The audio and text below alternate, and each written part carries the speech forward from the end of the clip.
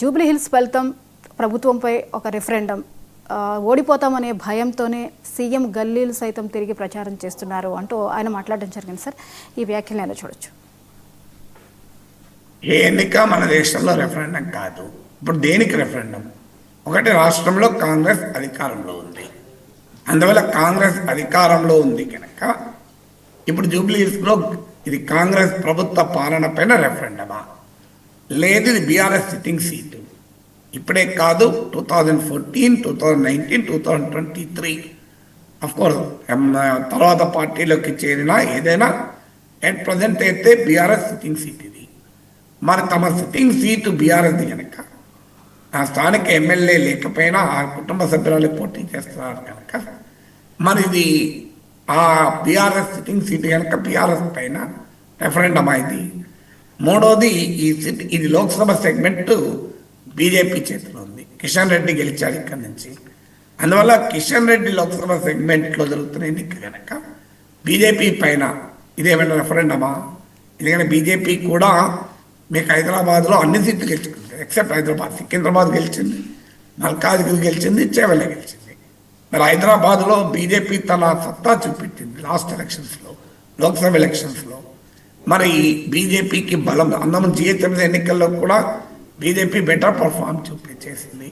అందువల్ల మరి బీజేపీకి రెఫరెండం ఎక్కడ, ఎవరికి అనే క్వశ్చన్ వస్తుంది కదా. అయినా దేశంలో అనేక అనుభవాలు ఉన్నాయి, మీకు మన రాష్ట్రంలో ఉన్నాయి. నేను చాలా ఉదాహరణలు కూడా చెప్పాను. మీకు హుజరాబాద్ బై ఎలక్షన్లో కాంగ్రెస్కి 3,000 ఓట్లు వచ్చాయి. మీకు దుబ్బాక బై ఎలక్షన్స్లో కాంగ్రెస్ డిస్టెంట్ థర్డ్, రెండిట్లో బీఆర్ఎస్ ఓడించి బీజేపీ ముందుకు వచ్చింది. జిహెచ్ఎంసీ ఎన్నికల్లో 2 సీట్లు వచ్చాయి. మల్కాజ్గిరి ఎంపీగా కాంగ్రెస్ అభ్యర్థి రేవంత్ రెడ్డి ఉన్నప్పటికీ కూడా మీకు హుజూర్ నగర్లో Uttam Kumar Reddy represent sitting seat Congress ఓడిపోయింది. నాగార్జున నగర్లో మీకు జానారెడ్డి లాంటి హెవీ వెయిట్ ఓడిపోయారు. ఏమైనా అక్కడ కట్ చేస్తే అసెంబ్లీ ఎన్నికల్లో కాంగ్రెస్ పార్టీ అధికారంలోకి రాలేదా? సో ఏం చెప్దామని దీనికి? సో అందువల్ల మీకు ఇటీవల మన లాస్ట్ 2 ఎలక్షన్స్ చూడండి. 2023 అసెంబ్లీ ఎలక్షన్స్లో బీజేపీకి 14% ఓటింగ్ వచ్చింది.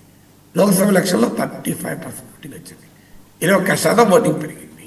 బీఆర్ఎస్ ఓటింగ్ అసెంబ్లీ ఎన్నికల్లో 37% వచ్చింది. లోక్సభ ఎన్నికలకైతే 17% పడిపోయింది. 20% ఓటింగ్ పడిపోయింది. ఒక ఎన్నికకు మరో ఎన్నికకు మధ్య టైం గ్యాప్ తీస్తే ఫ్యూ మంత్స్, కానీ 20% తేడా వచ్చింది. మరి ఏం చెప్తుంది దానికి? మహారాష్ట్రలో లోక్సభ ఎన్నికల్లో ఎన్డీఏ 17 సీట్లు గెలుచుకుంది. మీకు మహాగఠబంధన్ 30 సీట్లు గెలుచుకుంది. ఆడ మీకు మహారాష్ట్రలో ఉన్నటువంటి ఇండియా కూటమి అలయన్స్ మహావికాస్ అకాది. కానీ అసెంబ్లీ ఎన్నికలకు వచ్చారు మళ్ళీ బీజేపీ గెలిచింది. హర్యానాలో లోక్సభ ఎన్నికల్లో కాంగ్రెస్ బీజేపీ చేరి 5 సీట్లు గెలుచుకుంది. అసెంబ్లీ ఎన్నికలకు వచ్చారు మళ్ళీ బీజేపీ గెలిచింది. సో అందువల్ల మన దేశంలో ఇన్ని ఉదాహరణలు ఉన్నాయి కదా. ఒక ఎన్నిక మరో ఎన్నిక అసలు పోలికే ఉండదు. ఎన్నికలకు కూడా పరిస్థితులు మారిపోతాయి దేశంలో. అందువల్ల అందులో ఉప ఎన్నిక ఎంత ప్రతిష్టాత్మకమైన అది ఎప్పుడూ రెఫరెండం కాదు. అనేక ఫ్యాక్టర్లు ప్రభావితం చూపెట్టినప్పుడు రాష్ట్ర ప్రభుత్వ పనితీరు పైన అసంతృప్తి ఉందా, అది కూడా ఒక అంశంగా ప్రభావితం చూపేది కాదు. అది కూడా ఒకవేళ ప్రభుత్వానికి వ్యతిరేకంగా ఓటు వేయాలంటే 2 రకాల మళ్ళీ ఓటింగ్ ఉంటుంది. ఒకటి, ఈ ప్రభుత్వం ఎట్టి పరిస్థితుల్లో ఉండకూడదని కోపంతో ఓటేయడం వేరు.